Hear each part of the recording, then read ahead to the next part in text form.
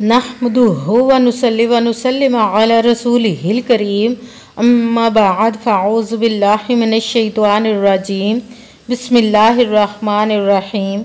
मेरे मुअज़्ज़ज़ सामाईन अकराम, अस्सलामु अलैकुम व रहमतुल्लाहि व बरकातुहू। मैं अपने रब्बे कायनात से ये दुआ करती हूँ कि मेरे जितने भी सुनने वाले हैं, रब्बे कायनात सबको सेहतमंद, तंदुरुस्त और लंबी ज़िंदगियाँ अता फरमाए। हम सब के हर मुश्किल और परेशानियों, तंगदस्तियों में मेरा रब्बे कायनात हमारी मदद अता फरमाए। हमें ज़हनी, रूहानी, जिस्मानी अज़ियत और तकलीफ़ और बीमारियों से निजात अता फरमाए। हमें ज़हनी और रूहानी सुकून अता फरमाए।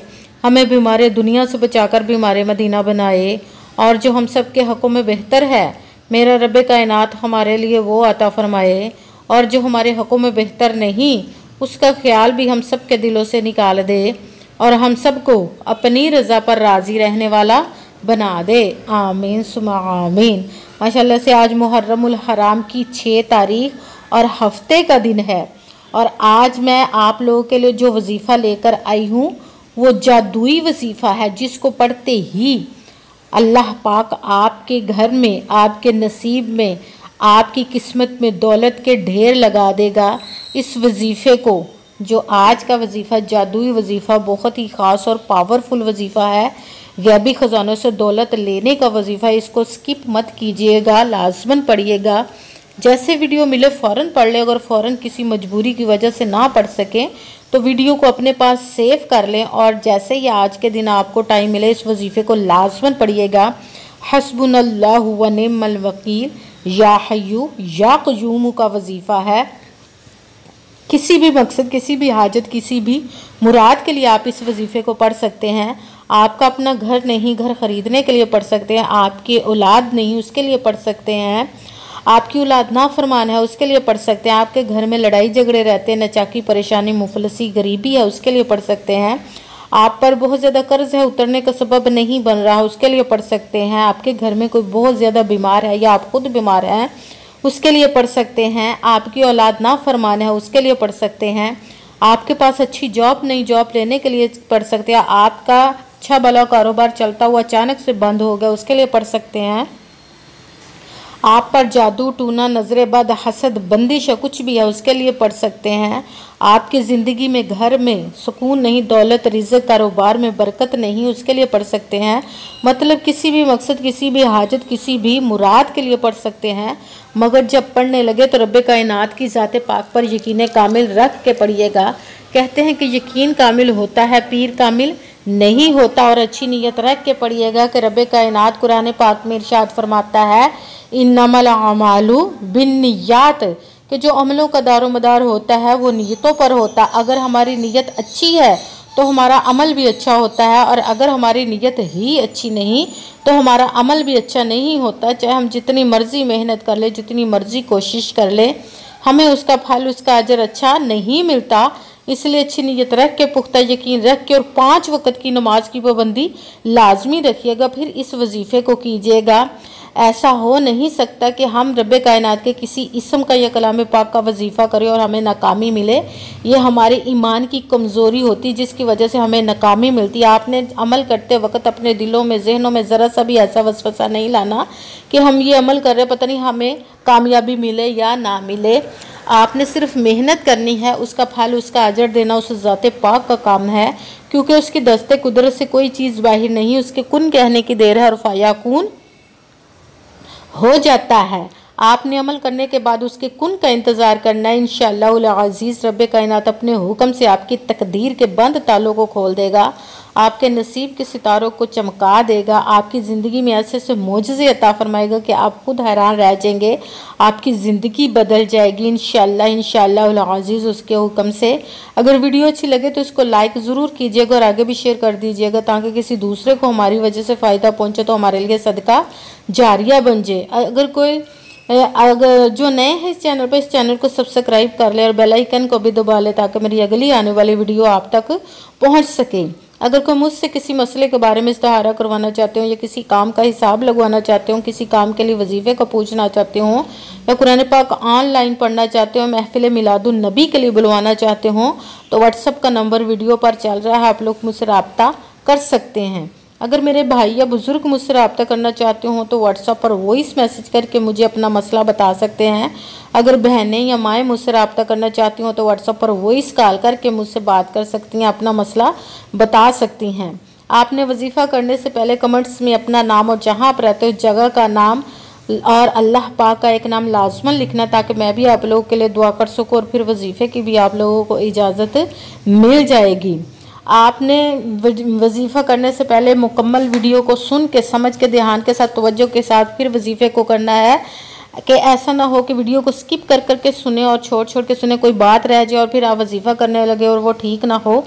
आपने किसी अमल में ना तो कम करके पढ़ना ना ज़्यादा बढ़ा कर पढ़ना। अगर कम या ज़्यादा कर देते तो वो हमारा वजीफ़ा ठीक नहीं होता, हमें कामयाबी नहीं मिलती। इसीलिए मुकम्मल वजीफ़ा सुनने के बाद फिर आपने वजीफ़ा करना है। ना तो आपने किसी अमल में कम करना ना ज़्यादा बढ़ा कर पढ़ना है। जिस तादाद और जिस तरतीब के साथ मैं आप लोगों को वजीफ़ा बताने लगी उसी तादाद और उसी तरतीब के साथ आपने इस अमल को पढ़ना है।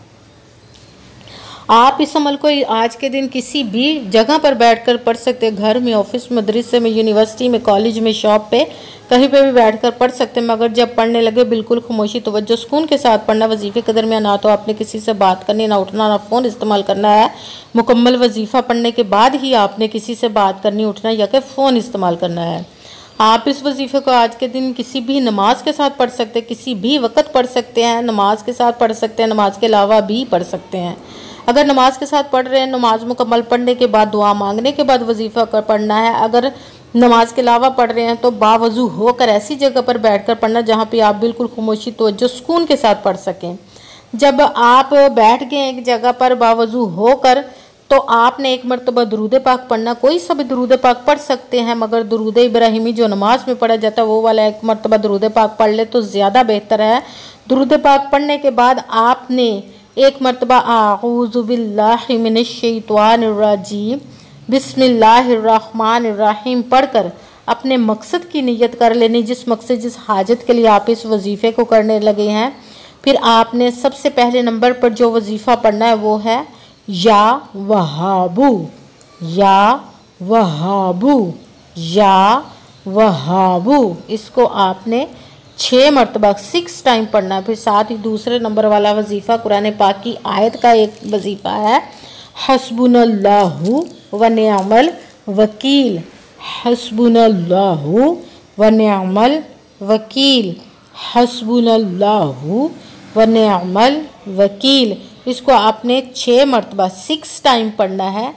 और आपने जब दो वजीफ़े पढ़ लिए, अब तीसरे नंबर वाला वजीफ़ा आपने शुरू कर देना है, वो है या हय्यू या क़य्यूमू। दोनों को मिलाकर पढ़ेंगे तो एक गिना जाएगा। या हय्यू या क़य्यूमू, या हय्यू या क़य्यूमू, या हय्यू या क़य्यूमू, या हय्यू या क़य्यूमू। इसको भी आपने 6 मरतबा 6 टाइम ही पढ़ना है।